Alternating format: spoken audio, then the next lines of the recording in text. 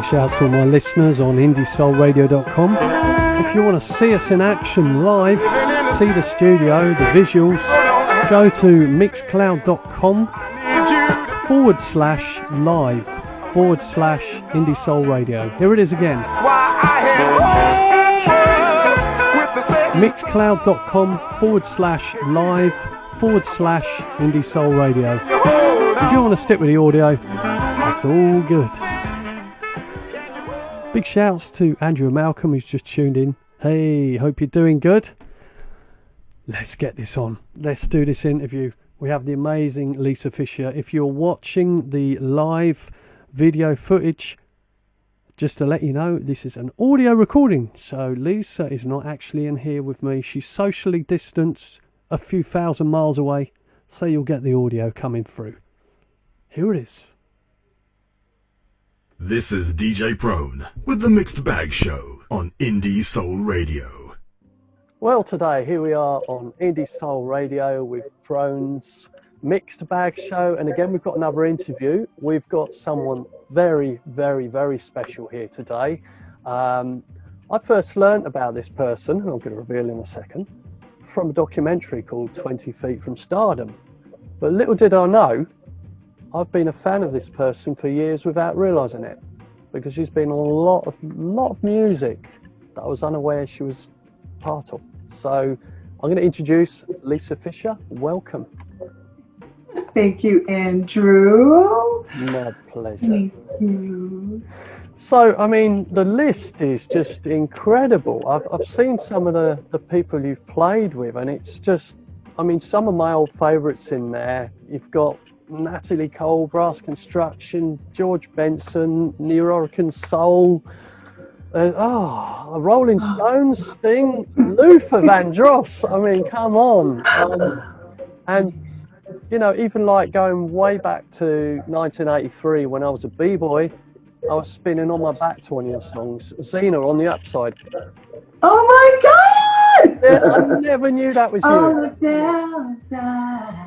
Yeah, ooh, that was a long time ago. Love that song. So you're responsible for me rotating around on my back and my head. It's so cool. Yeah, so, I mean, where can we start with such, I mean, there's so many more names. I'm seeing D-Train, Weather Girls, Tina Turner, Curtis Blow, If I Ruled the World. You were singing on that as well.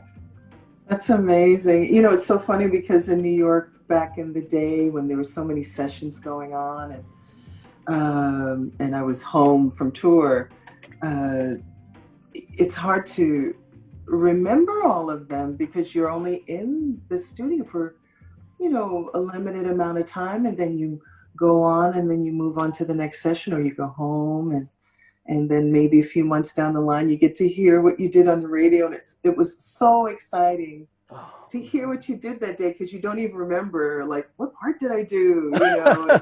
Yeah, because it's kind of like, bam, bam, bam, get it done. Because usually the producers are, you know, they're footing the bill for the studio and the engineers and all that stuff, and the singers and musicians. So you want to do your job calmly, but you also don't want to mess about either. You know, you want to get in there and get it done. It's not like a vacation, I'll put it that way. Yeah, so you've got a job to do. You're in there, bang, bang, bang, hit machine, out you go. Like that? Yeah, man. Wow. Yeah.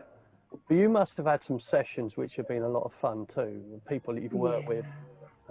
Is there any favourites that spring to mind from any time in your life? You think, wow, amazing person or people to work with? Oh my God. Some of my personal favorites, the top of the list is Luther Vandross, because it would always be with the group of singers that you knew and it felt like a family. And then, you know, every once in a while he would have, you know, Darlene Love pop in and do a session, or he'll have, you know, Cissy Houston coming in and singing. Yeah. You know, she was more the mainstay sound when he could get her, you know. Yeah. It was just awesome. You know, people like Fonzie Thornton, who was also the vocal contractor and good friend of Luther Vandross, and Cindy Mizell, Kevin Owens, Paulette McWilliams, Michelle Cobbs, I'm Tuatha Agee, who, if not for her, I would have never met Luther. Actually, she was with the. Do you remember a group called M2May? Oh, wow, of course, Juicy Fruit. I mean, that's their Yeah, biggest hit, but I mean, he's yeah. been around like prior to that. Percussionist M2May, he was on the Black Jazz label in the early 70s. It's amazing because I guess a lot of folks don't know that, but yeah. And so he and Tuatha Agee were, all in this group together, and she was the voice on Juicy Fruit. And so the record started to hit, and she had made a choice. She had to decide whether to stay with Luther or to support the new project she was doing. And so they went. The record was doing great, and it opened up an opportunity for me to be able to audition for Luther, and that's how I met him. Had it not been for the success of that record. Yeah. Oh, that's fantastic. I mean, I hear very similar stories of other musicians as well. For example, Earth, Wind and Fire. I know someone that plays saxophone for them, and the reason he got in is because the other guys were doing sessions with Phil Collins. So it's like, I thought, and it's so funny because one of my friends used to work in a hotel in a UK town in Surrey called Guildford. He worked in a hotel. He saw a group of guys practicing in one of the rooms, spoke to them, found out they were Earth, Wind and Fire, and they were with Phil Collins, and he starts talking about people like John Lucian, Wayne Henderson. Oh, they're freaked out. They're like, how does this young guy in his like late teens, early 20s know these artists? So, you know, and then I speak to this saxophonist called Gary Bias that I know, and that's how he got his break. He got in like that when they were off with Phil. Isn't that crazy? I just love how it feels like this beautiful quilt that happens, this threading, this sewing, this quilt, this blossoming of just spirits just doing their thing, and the path opens up and you go, oh, okay, I'm going to turn right, I'm going to turn left, I'm going to, it's magical. I love the way you describe that. That's really cool. You're right. Things just slot into place sometimes. Yeah, it really does. And I always feel that certain things are meant to be. I do too. And certain things aren't. You can be on a project which you're giving it your best shot. You're putting your life into it, and you think, why is this not working? Yeah. No, I go through that too. It can be not only in music, but just in everything. Yes. You try to paint something, an outcome in your mind, and you try your best to pull out all the ingredients and gather them up and wrap them around your mind in the kitchen of your mind, and you're trying to figure out if it's going to taste all right. And then you start doing stuff, and you're just like, either yay or uh-oh. I hear you. Uh-oh. And the uh-ohs are good too, because there's always a lesson in the uh-oh. Yes. Oh yeah. You have to learn from it, or you do it again, don't you? Yeah. It's crazy. So I mean, going way back, your earliest memory, when can you first remember getting into music or singing? Oh, wow. I remember being little in kindergarten. On the way to kindergarten, my first day, my mom took me, and I found a piece of paper on the ground, and in my mind, I thought it was music. Yeah. Who knows what it was? And I told the kindergarten teacher that I wrote a song, and I'd like to sing it for the class. And she let me sing in Babylon, and it took a while, and I wouldn't shut up, and she finally got me calmed down with all the other kids in the room. It was mad. It was crazy. That was my first feeling of knowing that I like singing. It makes me happy. It's just, Then, elementary school, any opportunity to sing in auditorium, situations or plays or anything like that. And then I ended up going to music and art high school. And then I felt like I met more like-minded students, because everybody was like either doing music in one way or another, or art in one way or another. And then I went to Queens College, spent a couple of semesters there where I met a wonderful voice teacher named Robert White, who now teaches for Juilliard. So it's so interesting how, you know, people's lives change and switch, but I take his lessons with me all the time. And then I just started auditioning for different things. The Crystals was my first gig where I actually had to get a passport. And that was really sweet. Dee Dee Kenny Brew hired me. She was one of the original Crystals. And so she was gigging and doing the shows. And then I was touring with a group that was an offset of the Marvelettes, where there were no original members, but the manager owned the name. And so we did those for a while. Wow. Yeah. And then from there is how the Luther Connection was made. Nice. I was the choreographer that worked for Luther, also did some choreography for the Marvelettes, and said, hey, you want to audition for Luther? I was like, sure, you know, because people did that all the time. It's like, hey, you want to do the so-and-so, blah, blah, blah, blah, blah. So that's how I got in. That's how I got the audition for Luther. And then worked with Luther for 25, 30 years. Wow. And in the interim, there was, you know, in between Luther's dates and spaces, you know, when he would be off or recording, the Stones was, I auditioned for the Stones, and wow. Thank God I got that gig. Great gig that is. Yeah, it was so much fun. I mean, it actually started out where I was, because Mick was doing a solo record. So I started with him. And then the Stones got back together in, I think, 88, 89, because they were apart for a little while. And so instead of having to go through that whole big auditioning process, because they were auditioning people in New York, in Canada, London, just everywhere. Wow. I guess they figured, you know, let's just keep her. There you go. No, right. You earned that. You earned that, definitely. So we went to a studio in London, and that's where I met Keith and Ronnie. Oh. And because I guess, you know, they needed to see me first and just make sure, you know, it was the right vibe and stuff. And it was just so beautiful to meet them. We sang on the Steel Wheels record. That was my first recording with them. So it was fun with Bernard Fowler and Sarah Dash. Oh, right, yeah. Who just had a birthday. Yeah. Oh, massive happy birthdays to Sarah then. She's awesome. She's just awesome. Oh, that's really cool. So, I mean, so really, we've got a sort of sense of where you were right at the beginning. It sounded like you just landed on your feet, the right time, right place. I think, yeah. I just was thankful to God that those opportunities came my way. Oh, yeah, it was pretty amazing. Yeah. Amazing. So who were your sort of early musical influences, would you say? Oh, wow. I listened to a lot of Motown.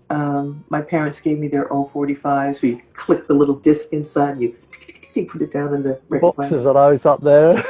Do you really still have those? I still buy them. When I find them, I go digging for records all the time. I still buy, and my show, I play 45s, I play LPs and 12s. I'm very much on it. I love it. Oh, it's just a personal preference. It's so interesting because it feels so alive. It feels like it's breathing. You know what I mean? I feel, oh, sorry, I didn't mean to cut in. No, come. Yeah. I'm sorry. I was going to say, I feel like having the records, even though I'm not the owner of the music, I feel I own something. And with things like a streaming website, you may as well be listening to a radio. You can't just rewind it and do this. Well, maybe you can digitally, but it doesn't feel right. And where's the cover art and the album cover and the smell of the vinyl? Where's all that? You know? Yeah. I miss that. And it just seemed to be so simple. You would just buy a component, you know. Now it's like you got to buy this and that and this and that. It's like, No. But my favorite thing when I was younger, there was this red album from the West Side Story. Oh, I just love the color of it. It was slightly translucent a little bit. I was just like, all the other ones were black and they had their special label from the record companies with the name of the artist and blah, blah, blah. But this one, I was just like, it's red. It's so pretty. And I would just play it. And yeah, I listen to all kinds of stuff. I listen to a lot of the Supremes, Dionne Warwick, amazing. Chaka Khan, Lovely. Phyllis Hyman. Oh yeah, oh Phyllis Hyman, God rest her soul. Johnny Mathis, Cher. I listened to a lot of AM, FM radio too, because I didn't really have the money to go buy a lot of new music. So when I was a kid, a lot of the new music was on the radio. And I would always notice in America that the AM radios would always play things a hair faster than the FM radio stations. It could play the same exact record, but it would be a little brighter and slightly a different key, like in the cracks, And so my ear got accustomed to knowing the difference between the sound of AM radio versus FM radio. I think most people can hear it, Yeah, you can, yeah. My old radio, I used to have an old radiogram, and we had shortwave, AM, FM, a lot on there, years ago when I was a kid. Wow. Miss those days. Laying on the floor, listening at the speaker and the vibration of the record going through the speaker. It was just the best. You felt like you had your own floor concert, Exactly. This is why I've never left it, it's just love it. Yeah, it's the best. Well, we have a sister station to Indie Soul Radio called Gold Dust Radio, and on that show, my show is 100% vinyl. Everything is vinyl, including new releases. It's all vinyl. That's the bomb. Yeah, and that's really good, because then the new artists will start releasing vinyl of their things and start bringing them back. That's been getting some great sort of independent releases on vinyl. The band I was in, which we've gone quiet now, but all our stuff came out on vinyl, all of it. We did 45s and an LP. Wow. And they sold. It's amazing to me. Yeah. Now, what about 33s? I don't hear much about 33s. Oh, 33 is your standard speed LP, 12-inch. 78 is the one which goes way back. The really fast ones with old R&B on there and stuff, and rock and roll. Yeah, like somebody many years ago had given me a clay record. Like, it wasn't made out of vinyl. It was very fragile, and of course I broke it. Like acetate. Oh, I know the type. They're made of acetate. They smash really easily. Done. Yeah. Oh. Yeah. That feeling when you smash it. Oh. I know. What have you done? So, fast forward to 1991. Your LP comes out. Your first solo LP. So Intense. How did that feel? Have you at last? You've been in the background for here and there for a few years, and all of a sudden your album's out. It was a magical time, and so unexpected, because I wasn't really looking ferociously for a record deal. I was just singing background, and one thing kind of led to the next. Luther was very helpful and gracious with sharing his management team, Alive Enterprises with Shep Gordon and Danny Marcus and Ed Gerard back then. And they managed, Alice Cooper, Stephanie Mills, Blondie, Luther. I can't think of everyone. But that was sort of, Teddy Pendergrass. Oh, good old Teddy. Lovely. Yeah. And so, one thing just kind of led to the next, and I ended up getting a record deal at Elektra through Bob Krasnow, who signed me there. Oh. And it took a while for me to do a record, but it was awesome. It was beautiful. We got, Zane Giles, who did a cut, Narda Michael Walden, who did How Can I Use Your Pain, and a couple other cuts. Great drummer as well. People don't realize he is a great drummer as well. Yes, he's awesome. And I think he's actually doing something new. I think he has a new record out now, I think.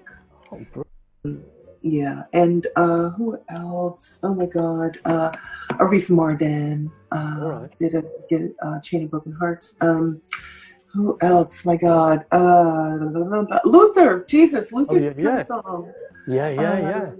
Yeah, it was beautiful. It was beautiful. Arif Just Mardin, the as in who worked with Aretha Franklin and Nora Aretha. Jones.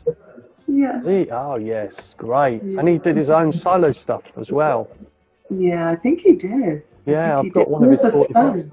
Yeah, amazing. Very clever guy, Turkish guy. Yeah, he's That's it. beautiful. He was Um, so beautiful. Oh, it's a Yeah. shame he's no longer with us. He was. So this whole Neo-Rican Soul project, I mean, that was a massive thing as well. And you were on the cover of one of my favourite songs of all time. You covered Rotary Connection's "I'm the Black Gold of the Sun." Oh my God. And what a So, beautiful cover version that is. It's um, nearly original. It's so close, but a different flip.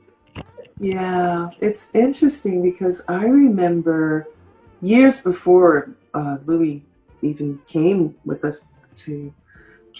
to us with this idea, going to Colony Music. It was kind of like the hub near 49th Street, Broadway, and you could buy sheet music and cassette tapes and God, just anything musical that you needed. All the sheet music for all the new popular songs and all that kind of stuff. And I'm going through the cassettes and I see this little tape with Rotary Connection. I thought, what an interesting name. Oh, And then yeah. I saw it had Minnie Riperton on it. I was like, oh, I gotta check this out. And I go home and I stick it in my little tape recorder and I hear this song, Black Gold of the Sun. And I must have played it all day, every day for at least a week. Incredible. I was just taken with it. And so I knew what interested me was the parts, all the parts that were sung like, okay, so, oh, that's on top and that's the bottom. And then you hear the lead vocal and just the whole feeling of it and just how it felt. And so when we, a billion years later down the line, when I met Louis and we're in the studio with Benny Diggs, Cindy Mizell, oh God, who else was singing? Jesus,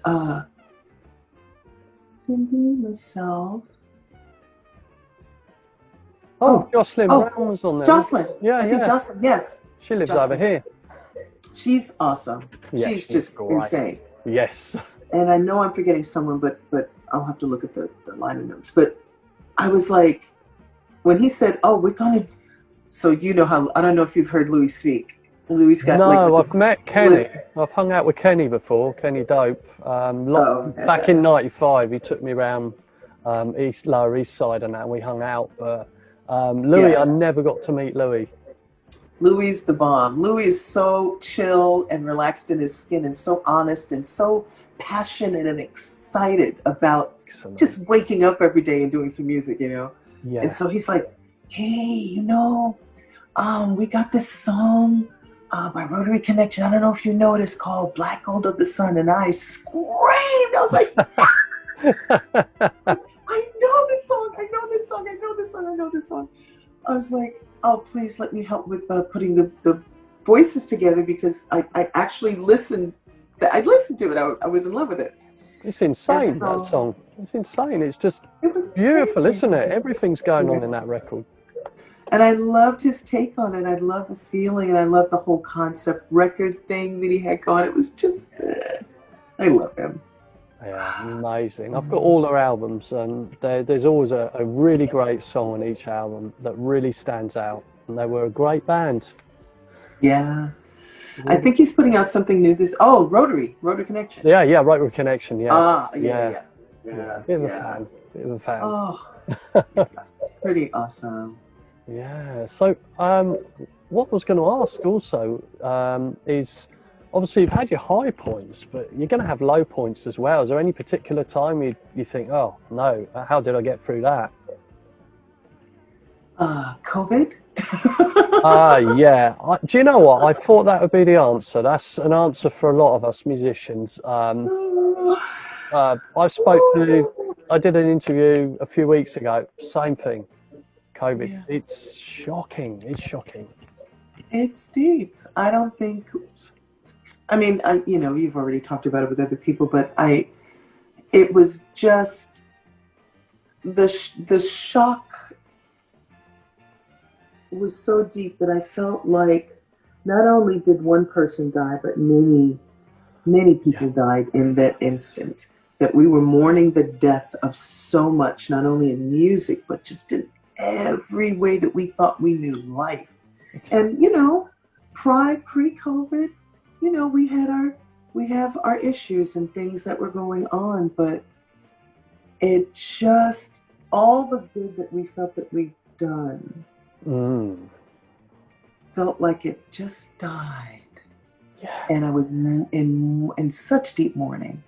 And then you get to a place where you spend so much time by yourself. You have to really figure out, why am I here? What's my purpose? Yes. How do I survive this madness? What do people do in other pandemics? What can I do? I'm scared. I don't know how to be when I'm afraid. I don't know what I can count on or who I can count on. Yeah. And so, it's a major shift, and I'm starting to feel, better. I was really depressed. I'm sure a lot of people. Oh yeah, a lot of us. Yeah, yeah. And so we're learning how to, get our groove on in the new world. Do you know what? That's right. And from speaking to everyone, the one thing that stands out about it is we're all going through it. So we're not the only ones, and it's easy to reach out to people because we're all. Well, yeah, I know about that because I'm going through that as well, and this has happened. And I've lost 5 people I know through this. But whether it was COVID or not is another thing. It's just all happened at once, and it's really hits home. It's a very real thing. But what I have found from this is it's allowed me to focus on a lot of things I haven't had time to focus on. And I'm turning it into a positive. Yeah, I'm doing more music projects now. I'm recording more stuff. I'm, in fact, working with Gina as it goes, doing more stuff with Gina. So it's great. And, the opportunities that are coming out of something so negative. I know exactly what you mean. I almost feel guilty in a weird way. You're very right. You are. And I think we have to make the best of this situation, because I think I get a feeling this is not going to be forever. It's going to be a while possibly, but I think we're on the way up now. I do too. Yeah. I'm praying. I really am praying. Me too. I mean, it's difficult for, people who were surviving doing live performances. It's going to be probably the worst hit, Yeah. Yeah. That's true. But I'm praying. Gina does that. That's live performance. That's what she relies on every week. So. Yeah. Me too.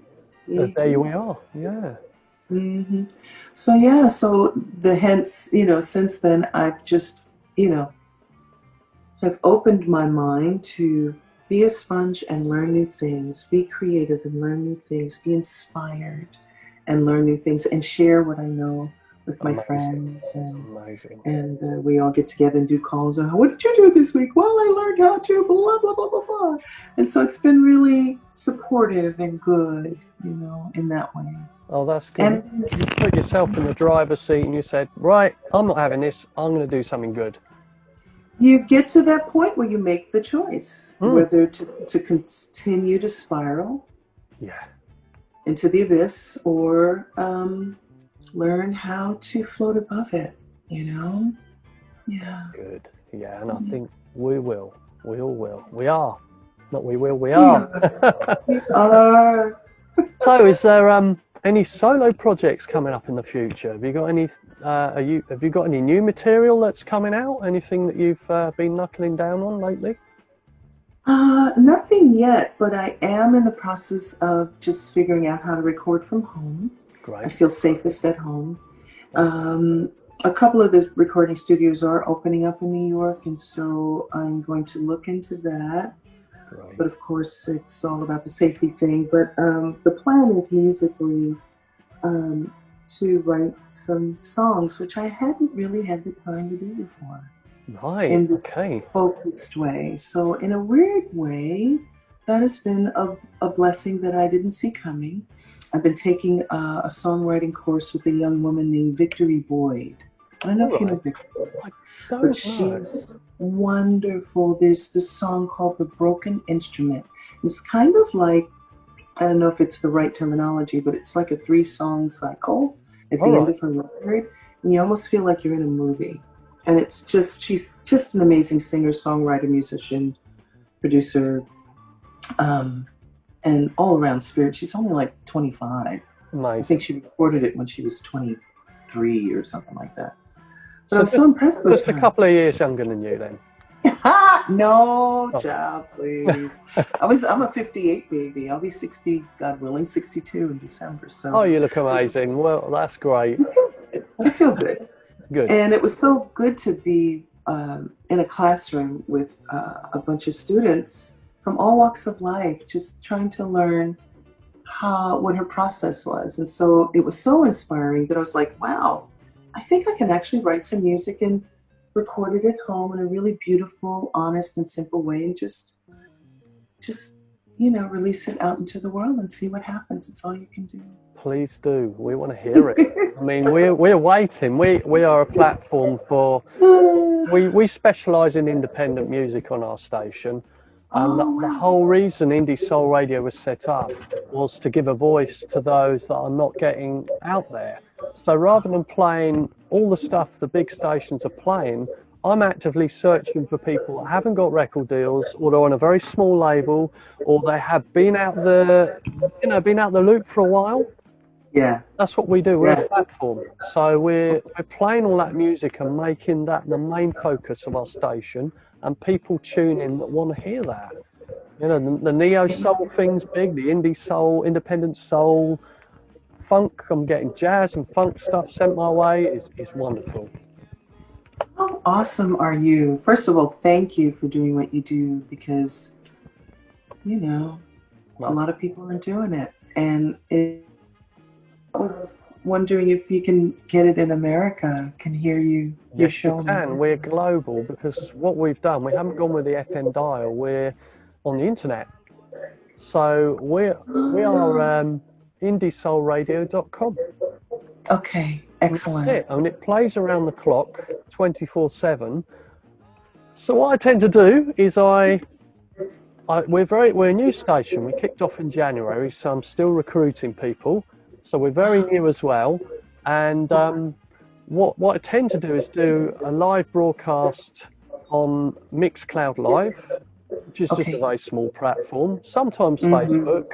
But what happens, it gets uploaded as a podcast to Mixcloud. So it's always there. And then it's on indiesoulradio.com, just playing continuously round the clock with 8 or 9, 10, 11 different shows as well. So it's rotational and it's worldwide. So if someone wants to, log in and listen from Amsterdam, New York, I was going to say Yugoslavia, that doesn't exist anymore, but anywhere, Mars even. Right. We're playing. I love it. That's so awesome. That's so good to know. Because the other thing about, our new reality is how we organize our time, right? So, you have so many people doing virtual shows and different things and blah, blah, blah, blah, blah. But you have to catch it at the right day and the right time and the right hour. And hopefully if you miss it, you can somehow find it online somewhere. But this feels so relaxed because I can just go at my leisure. Exactly. There's no pressure. So if you're out busy somewhere, what I'm going to do when this show is complete, because I'm going to edit this interview and slot it in with everything else. So, hey, everyone, if you're listening, we're not actually live, but we are really. We were living. Exactly. Thank you very much. So that's what we're going to do. We're going to slot it in, and I'm going to send you a link to say, here's the show. Listen whenever you want. You're an angel, Andrew. Thank you. Absolute pleasure. And I just want to thank you so much for coming on the show today. It's my honor and pleasure. Thank you for having me. My pleasure. And please keep in contact, because any music you've got coming up, I'm ready for it. You know, I'm ready to share it. Thank you. That would be great. That would be Good. so awesome. Thank you so much. Thank you My for this pleasure. time. All Anytime. right. Thank you. Okay, sweetie. All right. Take Take care and stay blessed. You too. Thank Okay. you. Thank you. This is DJ Prone with the Mixed Bag Show on Indie Soul Radio. There you go. I hope you enjoyed that. It was a very pleasurable interview to do. Lovely, lovely person. Lisa Fischer, thank you so much for doing this and coming and talking to us.